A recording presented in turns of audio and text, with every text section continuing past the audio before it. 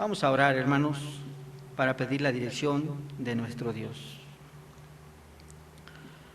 Bendito Dios, te damos gracias en esta tarde, porque podemos ver, Señor, todos los hechos poderosos que has hecho y se han manifestado a nuestra vida, Dios. Y uno de esos hechos poderosos, Dios, es como tú nos has levantado, Señor, de la muerte, Padre.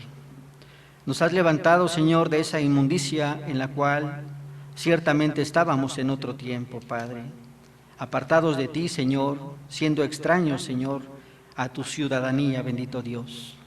Y podemos ver, Señor, ciertamente esta misericordia que has tenido para con cada uno de nosotros. Bendito seas y alabado sea tu santo nombre. Queremos pedir, Dios, en esta tarde la dirección de tu Santo Espíritu, Dios, para que todas las palabras que el día de hoy se compartan, Señor, sean conforme a tu voluntad, mi Dios. Que tu Santo Espíritu, Dios, pueda convencer, Señor, en nuestro corazón esta obra, Señor, que tú has desarrollado, Señor, en favor de nosotros. Bendito seas, Dios, en Cristo Jesús. Amén, Padre. Pueden tomar, hermanos, por favor, su lugar.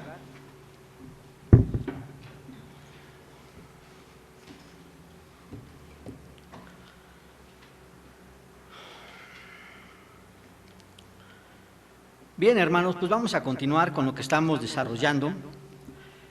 Recordarán, hermanos, que estamos en un periodo de celebración. Recordarán, hermanos, que estamos celebrando lo que conocemos como el periodo de Cuaresma. Y en este periodo de Cuaresma ya hemos mencionado, inclusive en el sermón anterior, hablamos que la iglesia debe de estar correctamente preparada, hermanos. Debemos tener un correcto conocimiento de lo que nuestro Señor Jesucristo ciertamente hizo en esta obra de redención, que la hizo para nosotros. Debemos de comprender, hermanos, ciertamente la importancia de este periodo de Cuaresma, porque en este periodo de Cuaresma ya hemos hablado, hermanos, que muchos van a hablar sobre varios temas, hermanos, que también son importantes, pero uno de los temas importantes que la iglesia debe de conocer precisamente son la última voluntad de nuestro Señor Jesucristo. Y la última voluntad de nuestro Señor Jesucristo la podemos encontrar manifestada en las últimas palabras que nuestro Señor Jesucristo dijo en la cruz. Recordemos, hermanos, que hace 8 días hablamos de esta primer palabra que nuestro Señor Jesucristo mencionó cuando se encontraba en la cruz, cuando se encontraba crucificado. Y esta primer palabra la encontramos en el Evangelio de San Lucas, capítulo 23, versículo 34, que dice así, hermanos: nuestro Señor Jesucristo dijo: Padre, perdónalos porque no saben lo que hacen. Hablamos acerca de esta primer palabra y vimos el gran contexto y todo lo que implicaban las palabras que dijo nuestro Señor Jesucristo al decir: Padre, perdónalos porque ciertamente no saben absolutamente nada de lo que están haciendo. Pero el día de hoy, hermanos, vamos a tocar otro tema que también es de suma importancia, hermanos, y que también lo encontramos en el Evangelio San Lucas, hermanos, capítulo 23, versículo 43. Y en este versículo 43, las palabras que nuestro Señor Jesucristo dijo cuando se encontraba también en la cruz son las siguientes: de cierto te digo que hoy estarás conmigo en el paraíso. Estas son las palabras que el día de hoy, hermanos, ciertamente vamos a explicar con la ayuda de nuestro Dios, pero ciertamente, hermanos, debemos de comprender que para poder comprender estas palabras debemos de ver lo que estaba sucediendo en el contexto que marca la Escritura, y en especial el Evangelio según San Lucas, hermanos, perdón. Podemos ver ciertamente que cuando nuestro Señor Jesucristo fue condenado, y ya lo hablamos en la clase pasada, el sermón pasado, podemos ver ciertamente que no solamente iba nuestro Señor Jesucristo solo, sino que ciertamente cuando nuestro Señor Jesucristo fue condenado, la Escritura narra que iba junto con ellos unos malhechores, y esos malhechores habían sido condenados ciertamente a que murieran en la cruz, lo que implicaba que estos malhechores deberían de ser crucificados. Los motivos por los cuales estos ladrones hayan sido sentenciados, pues pudieron haber sido bastantes, hermanos.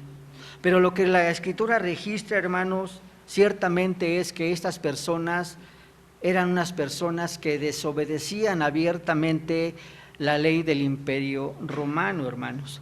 Vamos a hablar un poquito, hermanos, acerca de lo que implicaba que una persona desobedeciera al Imperio Romano y lo que implica que una persona muriera en la cruz. Bien. En primer lugar, lo que debemos comprender es que estos malhechores era lo peor que podíamos nosotros encontrar en este Imperio Romano, porque desobedecían abiertamente las leyes de los gobernadores de ese tiempo.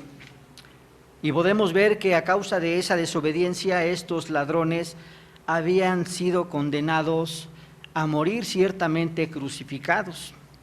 Según las leyes romanas, hermanos, una de las muertes más terribles que en esa época se desarrollaban era la muerte en la cruz, hermanos, y que ciertamente estos malhechores o estos ladrones deberían de pasar, hermanos.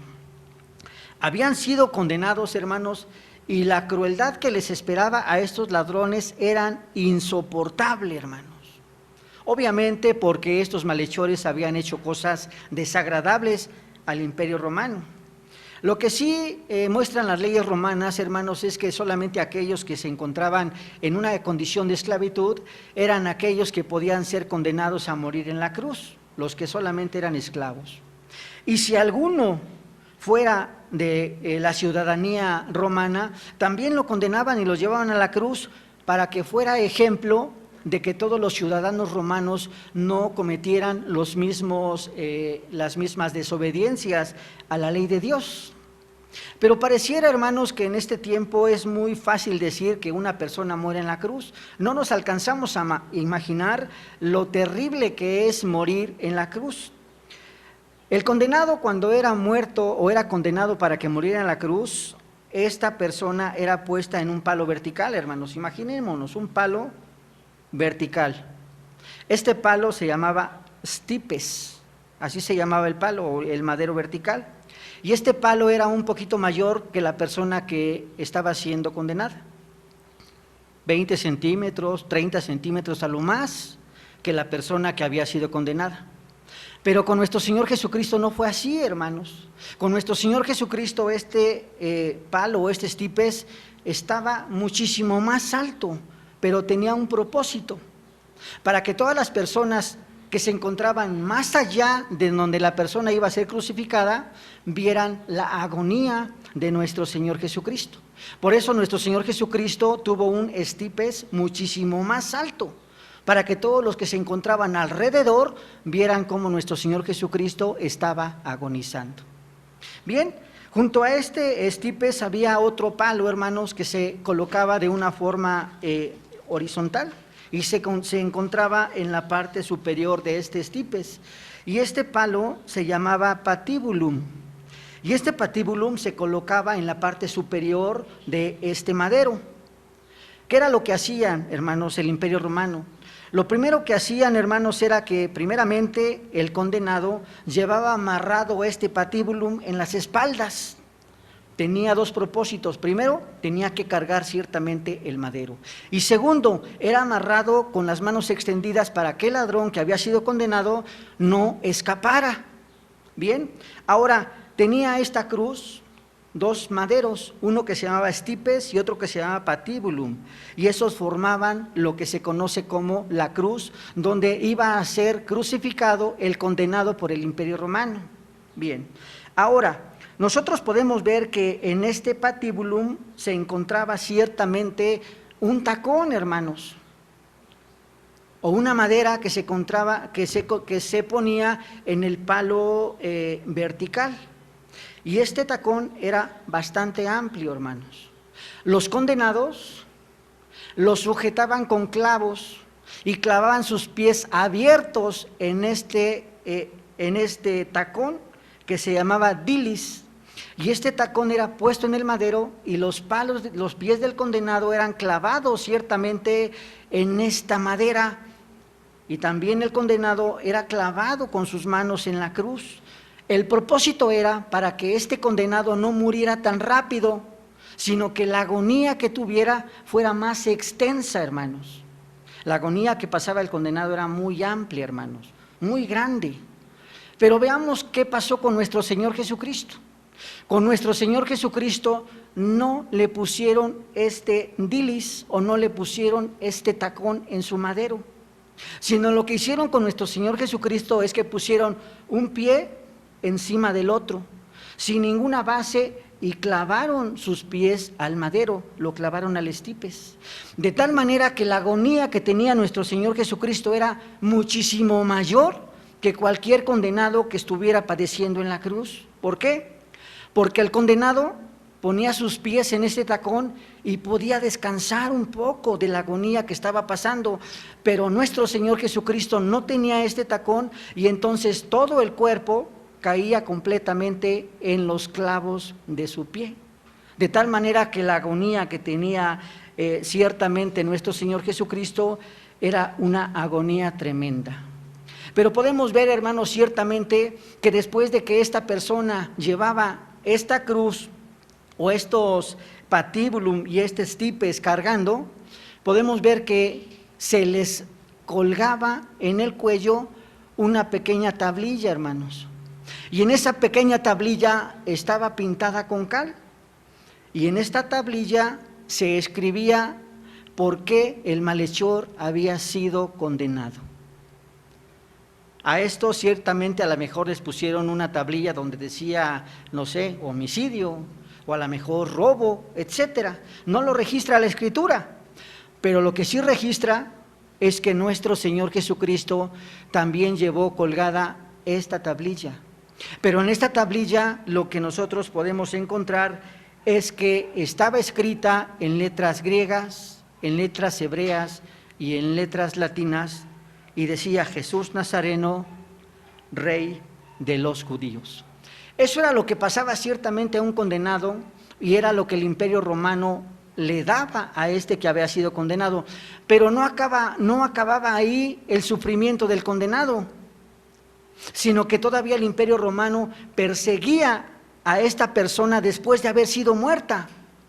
Me podrían preguntar, ¿cómo va a perseguir el Imperio Romano a una persona que ya murió? Bueno, la forma como el Imperio Romano perseguía a estas personas es que ciertamente no permitían que el condenado tuviera una sepultura. No permitían que este condenado ciertamente fuera sepultado, sino que ciertamente nosotros podemos ver que este condenado lo que hacía era que era insepulcro, de tal manera que su agonía, según ellos, fuera eterna, que no tuviera descanso aún después de que este condenado muriera. Pero ciertamente con nuestro Señor Jesucristo no fue así, porque dice la misma palabra que nuestro Señor Jesucristo, cuando fue condenado o cuando fue juzgado con Pilato, Pilato no halló en nuestro Señor Jesucristo ningún mal. Entonces podemos ver ciertamente cuando José de Arimatea ciertamente fue por el cuerpo de nuestro Señor Jesucristo, Pilato le dio el cuerpo a José de Arimatea y le dio un lugar para que lo sepultaran, porque no había encontrado ningún mal en nuestro Señor Jesucristo. Y ese ciertamente nosotros podemos ver que es el pequeño contexto en el cual nosotros podemos encontrar lo que estaba padeciendo nuestro Señor Jesucristo en la cruz y lo que estaban padeciendo estos condenados por el imperio. Bien, pero ahora nos encontramos en el Evangelio según San Lucas, capítulo 23, del 39 al 43, y dice así, hermanos, de una forma explícita: y uno de los malhechores que estaban colgados le injuriaban diciendo: si tú eres el Cristo, sálvate a ti mismo y a nosotros. Respondiendo el otro le reprendió diciendo: ¿ni aún temes tú a Dios estando en la misma condenación? Nosotros a la verdad justamente padecemos porque recibimos lo que merecieron nuestros hechos, mas este ningún mal hizo. Y dijo a Jesús: acuérdate de mí cuando vengas en tu reino. Entonces Jesús le dijo: de cierto te digo que hoy estarás conmigo en el paraíso. Esto es lo que nos narra la Escritura en el Evangelio según San Lucas, hermanos. Pero para poder comprender estas palabras que nuestro Señor Jesucristo narra en este Evangelio, es necesario que analicemos 3 puntos que son importantes y fundamentales. Primero, ¿cuál es la condición en la cual se encontraban los malhechores? Segundo, ¿cuál es la petición de uno de los condenados? Y tercero, la palabra que Jesús le dijo al malhechor fue palabras de vida eterna. Bien, vamos a comenzar con la primera proposición. Punto número 1. ¿Cuál es la condición en que se encontraban los malhechores? Si nos vamos a la Escritura, hermanos, es claro lo que nosotros estamos leyendo. Dice la palabra de Dios en Lucas 23:39. Y uno de los malhechores que estaban colgados le injuriaba diciendo: si tú eres el Cristo, sálvate a ti mismo y a nosotros. Recordemos, hermanos, lo que en la predicación anterior nosotros estábamos hablando. ¿Qué era lo que le hacían a todas las personas que deberían de ser condenadas a morir en la cruz? Recordemos que ciertamente a todos o a la gran mayoría les cortaban la lengua, hermanos. Y el propósito por el cual les cortaban la lengua era precisamente para que no sucediera lo que está sucediendo con estos malhechores. Vemos cómo la Escritura está registrando y está diciendo: y uno de los malhechores que estaban colgados injuriaban a nuestro Señor Jesucristo. Y esto es comprensible, hermanos, porque la misma palabra de Dios en el Evangelio de Mateo capítulo 12, versículo 34 dice: porque de la abundancia del corazón habla la boca. Entonces podemos encontrar ciertamente cuál era la condición en la cual se encontraban estos malhechores. Primeramente se encontraban en pecado, primeramente se encontraban desobedeciendo a Dios, aunque ciertamente sabemos que desobedecían las leyes del Imperio Romano, por eso fueron condenados. Pero lo más importante es que estaban desobedeciendo la ley de Dios. Seguramente nosotros podemos ver que estos ladrones hicieron cosas perversas, hermanos. Seguramente podemos comprender que estos ladrones cometieron adulterio, o cometieron homicidio, cometieron hechos vergonzosos. Y por eso estos condenados fueron llevados por el Imperio Romano a que murieran en la cruz. Y podemos ver ciertamente, hermanos, cómo la misma palabra no se equivoca. Porque la palabra de Dios está diciendo en el Evangelio según San Mateo que de lo que tú tienes en tu corazón es lo que va a salir de tu boca. Lo que tú tienes en tu corazón van a ser los falsos testimonios. De lo que tú tienes en tu corazón van a ser los homicidios, van a ser los adulterios, van a ser todo aquello desagradable que el hombre hace, hermanos, como lo registra la Escritura en Mateo 15, versículos 18 al 19. Porque lo que sale de la boca, del corazón sale, y esto contamina al hombre. Porque del corazón salen los malos pensamientos, los homicidios, los adulterios, las fornicaciones, los hurtos, los falsos testimonios, las blasfemias. Y entonces podemos comprender que estos ladrones que se encontraban a un lado de nuestro Señor Jesucristo tenían un corazón completamente corrompido y se encontraban ciertamente muertos en sus delitos y pecados. Aunque todavía no le quitaban la vida a estos condenados, su corazón ya estaba muerto, hermanos. Su corazón ya se encontraba arruinado por el pecado de Adán, hermanos. Y vemos las consecuencias del pecado que se generó ciertamente en Adán, hermanos. Pero veamos, hermano, un punto muy importante. Quisiera preguntar, hermanos, ¿cuál es la diferencia delante de los ojos de Dios de estos ladrones y alguien que robe? ¿Cuál es la diferencia de estos ladrones y alguien que esté ofendiendo a su prójimo. ¿Cuál es la diferencia, hermanos, entre estos ladrones y alguien que sea avaro? ¿Cuál es la diferencia entre estos ladrones y alguien que no ame a su prójimo? Muchas veces nosotros nos escandalizamos cuando nosotros vemos pecados escandalosos y nosotros decimos, me refiero como sociedad, no como hermanos en Cristo. Como sociedad, la mayoría de las personas condena más aquellos pecados que son escandalosos a la blasfemia, o aquellos pecados que son escandalosos a decir mentiras, o aquellos pecados que son escandalosos a no obedecer la ley de Dios, porque la sociedad no está normada con las leyes de Dios. Si nosotros comprendiéramos claramente como iglesia quién es el legislador de este mundo, comprenderíamos lo que significa pecado. Pecado es pecado. No hay pecado mayor ni hay pecado menor. Es el mismo pecado, hermanos, robar, que es el mismo pecado mentir, porque a fin de cuentas el pecado es toda desobediencia, toda transgresión y toda inconformidad a la ley de Dios.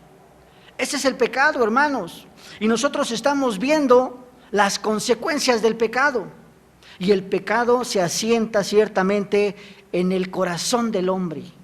Por eso la Escritura está diciendo que del corazón salen los malos pensamientos, del corazón salen los homicidios, del corazón sale todo lo perverso que hay en el hombre, hermanos.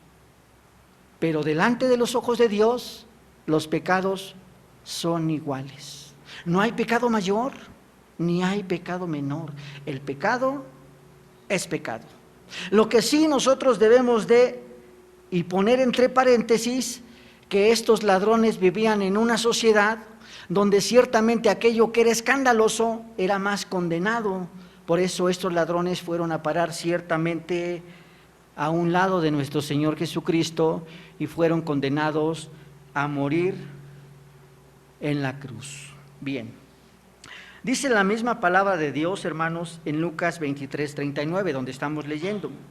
Y uno de los malhechores que estaban colgados le injuriaban diciendo: si tú eres el Cristo, sálvate a ti mismo y a nosotros. Era lo que ciertamente estaban diciendo estos malhechores, estaban injuriando ciertamente a nuestro Señor Jesucristo, y estaban menospreciando, porque el que se encontraba a un lado de estos malhechores era el Hijo de Dios. Era el que ciertamente había creado todo lo que existe, era nuestro Señor Jesucristo, por quien todas las cosas existen. Y veamos lo que están diciéndoles. Si tú eres el Cristo, le están diciendo, sálvate a ti mismo y sálvanos a nosotros. ¿A qué tipo de salvación se estaban refiriendo estos malhechores si tenían un corazón arruinado? Si tenían un corazón ciertamente que era dominado por el pecado, hermanos. A lo que se estaban refiriendo estos malhechores se estaba diciendo, parafraseando: bájate de la cruz, no sufras, no padezcas. Si tú eres Dios, puedes bien bajarte de la cruz y no sufrir. Y ya después de que tú te hayas bajado de la cruz y entonces no estés sufriendo, ayúdanos a nosotros de este sufrimiento. A eso se estaban refiriendo los ladrones cuando estaban diciéndole a nuestro Señor Jesucristo: sálvate a ti mismo y sálvanos a nosotros. No se estaba refiriendo a una salvación eterna como el segundo condenado. Simplemente estos ladrones estaban diciéndole a nuestro Señor Jesucristo: si tú eres Dios, ayúdame. ¿No ves cómo estoy sufriendo? ¿No ves cómo estoy padeciendo? Pero veamos ciertamente ahora cómo estos ladrones estaban injuriando a nuestro Señor Jesucristo, porque a pesar de que ellos alcanzaban a ver lo que se encontraba arriba de la cabeza de nuestro Señor Jesucristo, que decía: este es Jesús Nazareno, Rey de los judíos, no alcanzaban a comprender quién era el que se encontraba a un lado de ellos. La misma escritura registra, hermanos, en el Evangelio según San Lucas 23, del 40 al 41. Respondiendo el otro, le reprendió diciendo: ¿ni aún temes tú a Dios estando en la misma condenación? Nosotros, a la verdad, justamente padecemos porque recibimos lo que merecieron nuestros hechos, mas éste ningún mal hizo.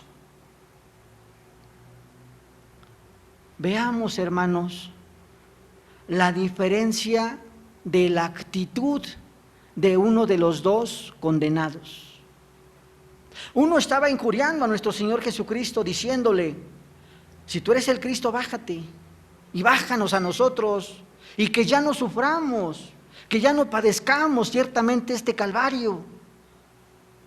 Las palabras del otro condenado fueron las que callaron a este primer condenado y le dijeron: ¿no te das cuenta que nosotros estamos pagando por lo malo que hemos hecho? ¿No te das cuenta que el castigo que estamos recibiendo es un justo pago por nuestros pecados? Dice la palabra de Dios: nosotros, a la verdad, justamente padecemos por lo que recibimos, lo que merecen nuestros hechos, mas éste ningún mal hizo. Estaba reconociendo ciertamente este segundo ladrón que todo lo malo que había hecho ciertamente era lo que merecían estos condenados. Y ciertamente podemos ver que es mínimo lo que estaban sufriendo a lo que merece una persona que se aparta de los ojos de Dios. Recordemos, hermanos, ciertamente lo que hizo ciertamente Adán. Adán desobedeció abiertamente la ley de Dios. Adán transgredió los mandamientos de Dios. Dios le había dicho claramente que no comiera del fruto que se encontraba en medio del huerto del Edén. Sin embargo, Adán comió y desobedeció. Y dijimos que el pecado es la desobediencia a la ley de Dios. Y entonces toda la raza humana se encuentra en esta misma condición que esos ladrones. Se encuentra en la misma condición, hermanos, que estos que habían sido llevados para ser crucificados, hermanos. Y entre ellos nos encontramos nosotros, porque nosotros nos encontrábamos en la misma condición que esos ladrones. Veamos lo que dicen los ladrones. Nosotros ciertamente padecemos por nuestros malos hechos. Y yo quiero preguntar, hermanos, ¿quién de todos nosotros en esta tierra hace algo bueno delante de los ojos de Dios? El justo pago que nosotros deberíamos de tener, ciertamente, a lo mejor morir en la cruz ya no se ocupa en este tiempo. Pero el castigo debería de ser sobre nosotros, hermanos, porque nosotros somos desobedientes, somos rebeldes a la palabra de Dios. Pero podemos ver la gran misericordia que Dios ha tenido para con nosotros, hermanos. La condición en la cual se encontraban estos condenados, hermanos, era una condición de miseria, una condición de muerte a causa del pecado de Adán, hermanos. El corazón que tenían era un corazón arruinado, un corazón podrido, hermanos, por el pecado de Adán. Y podemos ver ciertamente que se anida en el corazón del hombre. Y ahora podemos ver todos los efectos de este pecado, entre ellos todo lo malo que cometieron estos malhechores. Y por estos pecados fueron llevados a morir en la cruz. Segundo, ¿cuál es la petición de uno de estos condenados, hermanos? En el Evangelio según San Lucas 23:42 dice la Escritura: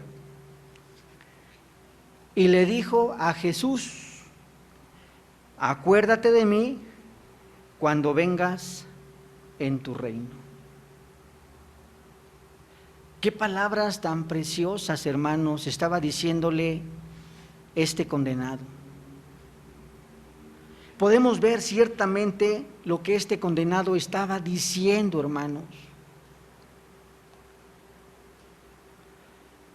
No puede el árbol malo dar frutos buenos, ni el árbol bueno dar frutos malos, sino el árbol malo solamente da frutos malos y el árbol bueno da frutos buenos.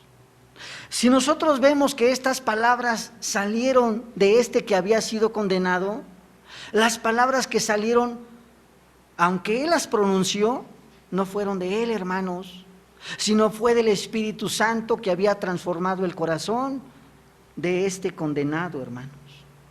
¿Quién es el que los llevó para que nosotros podamos ver este cambio que hubo en este ladrón, hermanos? Es comprensible, hermanos, cómo este ladrón vio completamente todo lo que padeció nuestro Señor. Vio cómo ciertamente nuestro Señor Jesucristo fue martirizado por los soldados. Vio ciertamente este ladrón cómo el mismo pueblo menospreció a nuestro Señor Jesucristo. Este mismo soldado vio cómo le pusieron encima de la cruz esta etiqueta que decía Jesús Nazareno, Rey de los judíos. Y podemos ver ciertamente cómo el corazón de las personas cambian cuando se les predica la palabra de Dios por el Espíritu Santo. Todo esto que vio este ladrón es como si nuestro Señor Jesucristo le estuviera predicando vivamente a este ladrón. Como si nuestro Señor Jesucristo en este periodo que pasó estuviera predicándole de una forma viva por el testimonio que vio en esta pasión de nuestro Señor Jesucristo. Y entonces el Espíritu Santo puso esta fe en este ladrón y alcanzó a ver lo que tenía clavado arriba de su cabeza: Jesús Nazareno, Rey de los judíos. Y veamos las palabras que le dijo este condenado: acuérdate de mí cuando vengas en tu reino. Estaba reconociendo que nuestro Señor Jesucristo era Rey.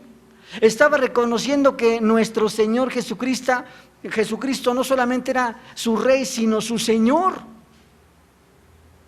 Y es lo que muchas veces nosotros hacemos cuando el Señor nos salva, hermanos. Al principio, cuando a nosotros nos ha salvado, simplemente tenemos la esperanza de que cuando muramos, nuestro Señor se acuerde de nosotros cuando estemos ciertamente delante del tribunal de Dios. Cuando estemos delante del tribunal de Dios, hermanos, vamos a estar el Señor y nosotros. Y lo que esperamos es ciertamente que el Señor se acuerde de nosotros, se acuerde de que hemos sido elegidos por Él, se acuerde de que Él nos salvó a nosotros. Y son las mismas palabras que este condenado estaba diciéndole a nuestro Señor Jesucristo: acuérdate, Señor, cuando estés en tu reino. Acuérdate, Señor, que en ese momento, cuando se encontraba en esa agonía en la cruz, creyó que Cristo Jesús era su Rey. Creyó que Cristo Jesús ciertamente es su Señor.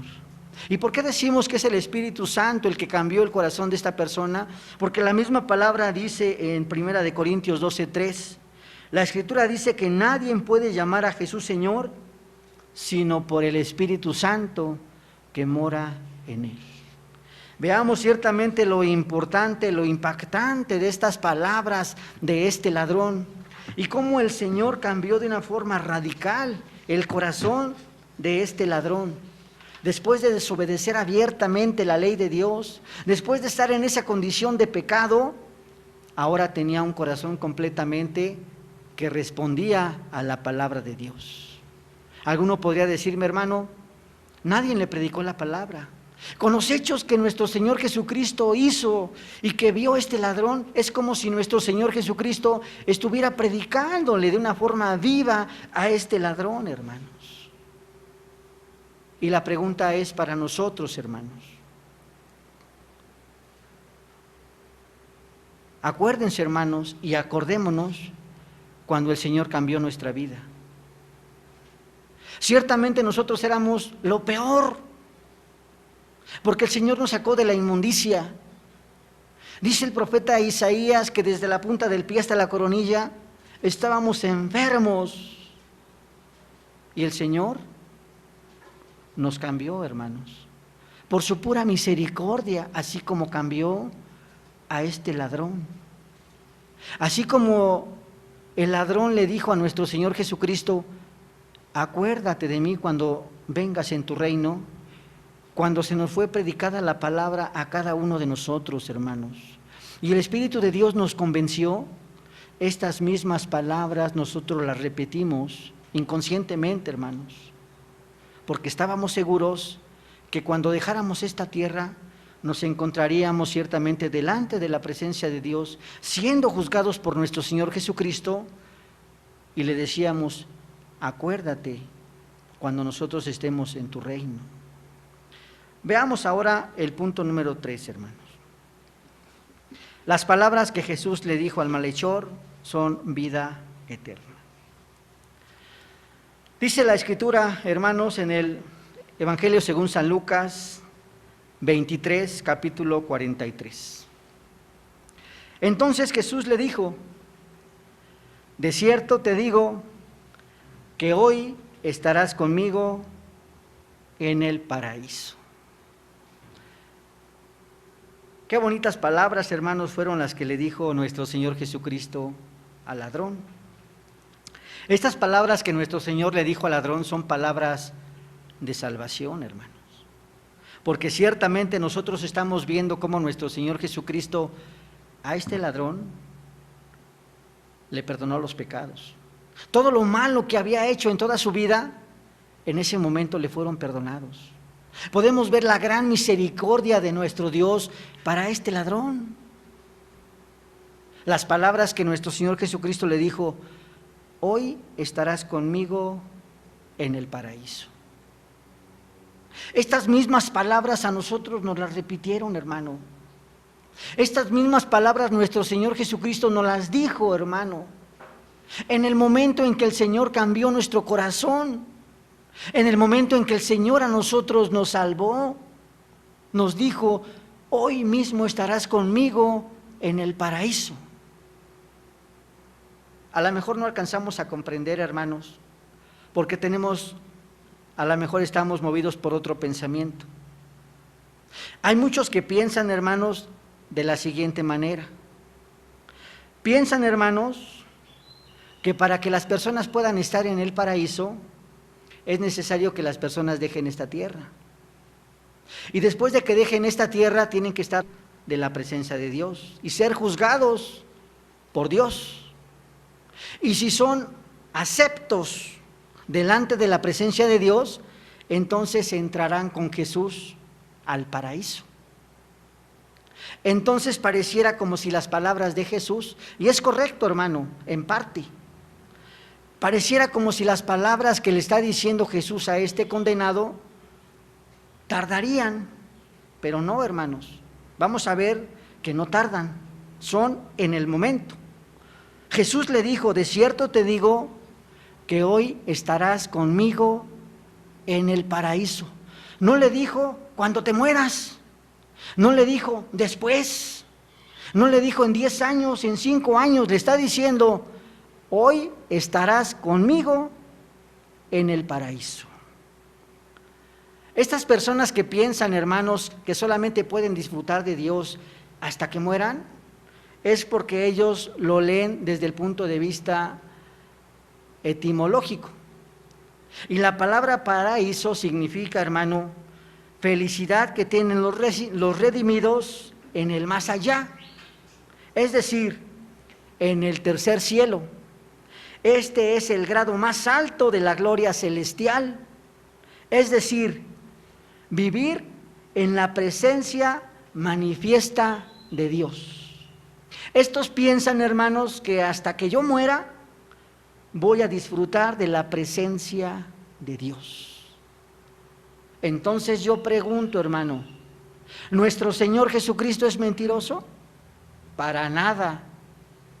Él dijo claramente, hermanos, cuando ascendió a los cielos: he aquí yo estoy con vosotros todos los días hasta el fin del mundo. Entonces la presencia de Dios se encuentra en este momento. No me tengo que esperar hasta que yo muera y después de ser juzgado pasar ciertamente a este lugar de paraíso, sino en el momento en que las personas son salvadas, en ese momento entra nuevamente la comunión con Dios y te encuentras en la presencia misma del Dios viviente. Y vives eternamente y para siempre con el Señor. No tienes que esperarte a que mueras para poder tener comunión con Dios, sino desde este momento, en el momento en que una persona es salvada, ya tiene comunión con Dios, ya está en la presencia de Dios mismo. Por eso las palabras de nuestro Señor Jesucristo fueron a este ladrón: de cierto que hoy estarás conmigo en el paraíso. Estaba diciéndole a este ladrón ciertamente que hoy mismo tendría comunión con el Padre, porque no debemos olvidar que el pecado hace que no haya comunión entre el hombre y entre Dios. Y cuando el pecado es quitado del hombre, entra una comunión entre Dios y el hombre. Por eso nuestro Señor Jesucristo le estaba diciendo ciertamente a este condenado que el Espíritu de Dios había cambiado su corazón. Hoy mismo serás salvo, hoy mismo serán perdonados tus pecados, hoy mismo tendrás comunión con nuestro Padre. Y ciertamente sabemos que después de que muramos estaremos también en la presencia de Dios, en el paraíso, gozando eternamente y para siempre con el Señor. Pero no tenemos que esperarnos a morir para tener esta comunión plena con Dios. Desde este momento nosotros estamos disfrutando de esta comunión con nuestro Dios. Para concluir, hermanos, las palabras que Jesús le dijo al ladrón fueron las mismas palabras que nos dijo a nosotros cuando estábamos en pecado. Ese es el reflejo, hermanos, de la gran misericordia de Dios que tuvo para el ladrón y que tuvo para con nosotros, hermanos. Aún siendo nosotros perversos, así como los ladrones, aún siendo nosotros rebeldes a la ley de Dios, así como los ladrones, hermanos, así como Dios tuvo misericordia del ladrón, Dios tuvo misericordia de cada uno de nosotros. Segundo, los cambios de actitud en el ladrón y en nosotros no fueron producidos por la obra del Espíritu Santo. No hubo ningún mérito humano, hermanos, porque los que se encontraban ahí condenados eran lo peor del Imperio Romano. Y los que vivimos en esta tierra antes de ser redimidos, somos lo peor, hermanos, de esta raza humana. Y podemos ver que el que transforma el corazón es el Espíritu de Dios, que ha cambiado el corazón del ladrón y ha cambiado el corazón de nosotros. Y las palabras de Jesús, hoy estarás conmigo en el paraíso, son palabras de vida eterna y salvación que trajo no solamente a los ladrones, sino que también nos trajo a nosotros. A cada uno de nosotros el Señor nos ha dicho cuando nos salvó: de cierto, hoy estarás conmigo en el paraíso. O en otras palabras, hoy tendrás comunión conmigo. Que Dios convenza en nuestro corazón, hermanos, lo que el Señor ha hecho por nosotros. Que Dios convenza en nuestro corazón que no veamos el aspecto de los ladrones, sino que veamos que así como ellos, también éramos nosotros en cierto tiempo. Y que el Señor, así como a los ladrones tuvo misericordia, de nosotros también tuvo misericordia. Vamos a orar a nuestro Dios, hermanos.